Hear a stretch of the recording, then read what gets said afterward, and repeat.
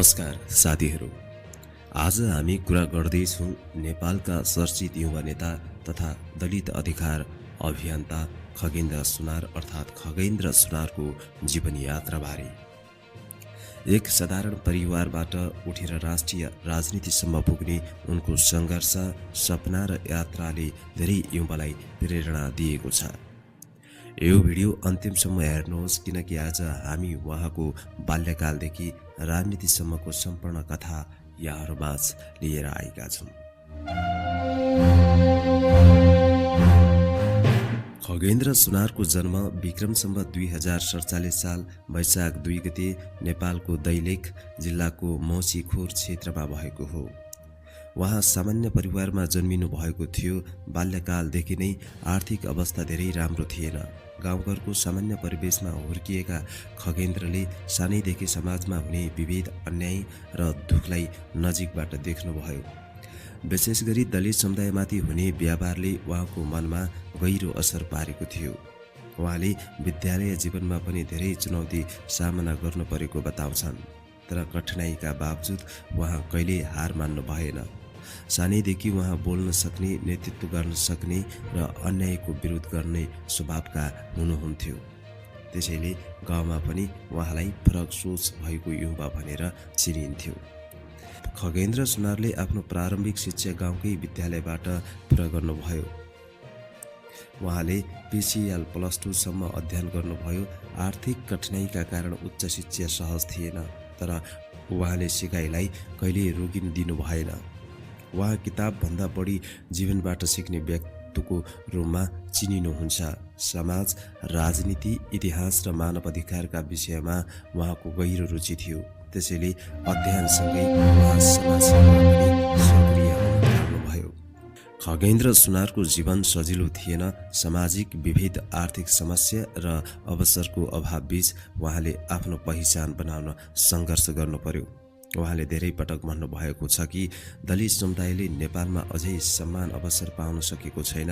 यही कारणले उहाँ सामाजिक न्यायको आवाज उठाउन अगाडि बढ्नुभयो। उहाँ विभिन्न सामाजिक कार्यक्रममा सहभागी हुनुभयो। दलित अधिकार, समानता र शिक्षा, युवाको भविष्यको विषयमा खुलेर बोल्न थाल्नुभयो।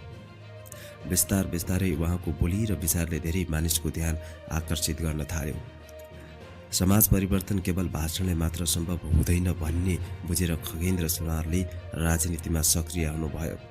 उहाँ राष्ट्रिय स्वतन्त्र पार्टीसँग जोडिनुभयो। नेपालको राजनीतिमा नयाँ सोच, नयाँ पुस्ता परिवर्तनको आवश्यकता रहेको उहाँको विश्वास थियो। उहाँले भ्रष्टाचार विरुद्ध खुलेर आवाज उठाउनुभयो, साथै पुरानो राजनीतिक प्रणालीको आलोचना गर्दै युवालाई राजनीतिमा आउन प्रेरित गर्नुभयो। उहाँको बोल्ने शैली फरक थियो, सिधा, स्पष्ट, निडर। त्यसैले छोटो समयमा नै उहाँ सामाजिक सञ्जालमा चर्चित हुनुभयो। खगेन्द्र सुनार प्रतिनिधि सभा सदस्यको रूपमा पनि चर्चामा आउनुभयो। उहाँले आफूलाई केवल नेता नभई जनताको आवाज बनेर चिनाउन खोज्नुभयो। संसदभित्र र बाहिर उहाँले दलित समुदाय, गरिब वर्ग र युवाका समस्यालाई उठाउन प्रयास गर्नुभयो। उहाँको भाषण शैली जोसिलो हुने भएकाले धेरै युवाले उहाँलाई मन पराउन थाले। विशेष गरी सामाजिक सञ्जालमा उहाँका भिडियोहरू भाइरल हुन थाले। कतिपय मानिस उहाँको समर्थनमा उभिए भने कतिपयले आलोचना पनि गरे, तर उहाँ सधैँ आफ्नो विचारमा अडिग देखिनुभयो। आजको समयमा सामाजिक सञ्जाल शक्तिशाली माध्यम बनेको छ।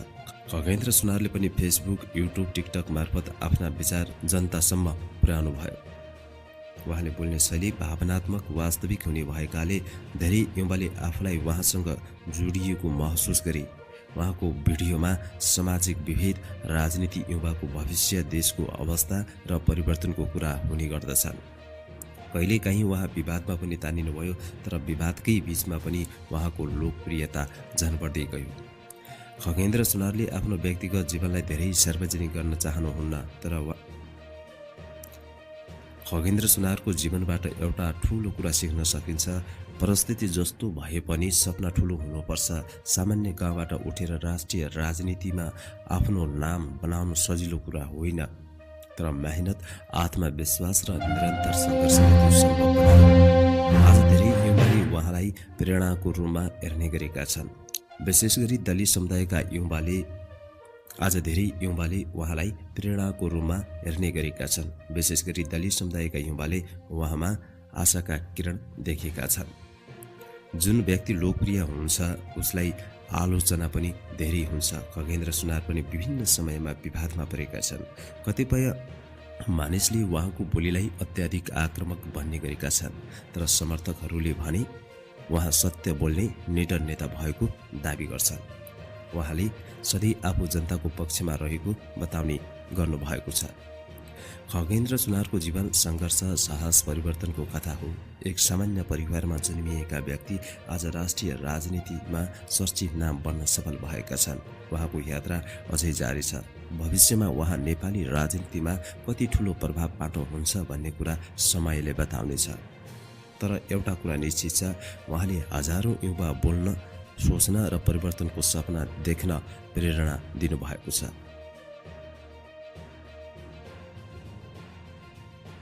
यदि तपाईलाई यो भिडियो मन पर्यो भने भिडियोलाई लाइक, शेयर अनि सब्स्क्राइब गर्न नबिर्सनुहोला। यस्तै प्रेरणादायी जीवनी र रोचक भिडियोका लागि हाम्रो च्यानलसँग जोडिनुहोस्। धन्यवाद।